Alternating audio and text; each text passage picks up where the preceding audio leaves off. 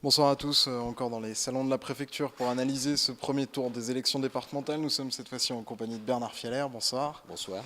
Alors vous êtes candidat UDI sur le canton de Belleville, vous avez raté de peu l'élection au premier tour. On sent quand même que la maison centriste vacille un peu ce soir, hein, que garder la majorité est loin d'être acquis puisque l'UMP apparaît en ballottage favorable ce soir. Écoutez, la machine UDI, vous dites, vacille 47,5% dans le canton, c'est le meilleur score du département. Il y a quand même des endroits où on se porte bien. Sur un canton où il y avait Et un puis- accord avec l'UMP et attendez, pas de candidat de la gauche, ce qui peut relativiser un peu votre score. Oui, comme dans la majorité des cantons. J'étais pas d'ailleurs candidat UDI sur mon canton, j'étais candidat de la majorité UDI, UMP et indépendant du département. Et nous présentions des candidats sous cette étiquette dans la majorité des départements, dans la majorité du département. Et d'ailleurs, on est largement en tête ce soir. Alors, qu'est-ce qui vous permet de dire que vous êtes en tête, puisque l'UMP dit exactement la même chose. On assiste à une sorte de partie de poker menteur entre l'UDI et l'UMP. Quand on fait le compte, les candidats investis par l'UMP semblent être quand même plus nombreux ce soir en position éligible que les candidats centristes. Écoutez, moi j'ai entendu, je ne pense pas que la candidate UMP du canton de Villefranche dise qu'elle n'est pas candidate de la majorité départementale. Donc vous savez très bien comment ça se passe dans cette maison.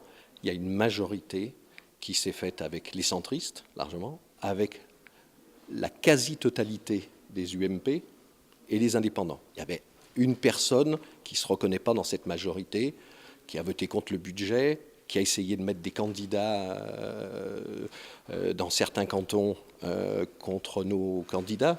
On prendrait l'exemple de Vaugneray.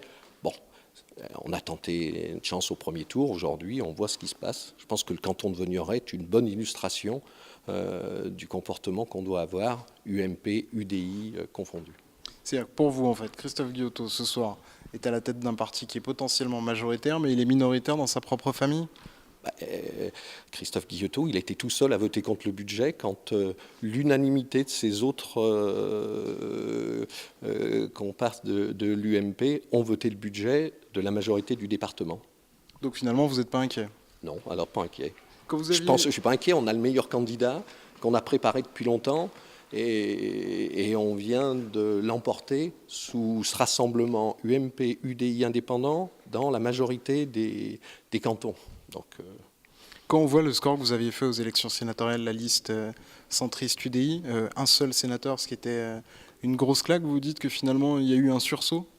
Attendez, il y avait 1 300 000 personnes qui habitaient dans la métropole. Vous saviez que le mode d'élection était très favorable aux grandes villes. D'ailleurs, la loi a été modifiée par la gauche pour donner encore plus de grands électeurs dans les grandes villes. Donc, ce n'est pas une élection du nouveau département du Rhône, c'était une élection de l'ancien département.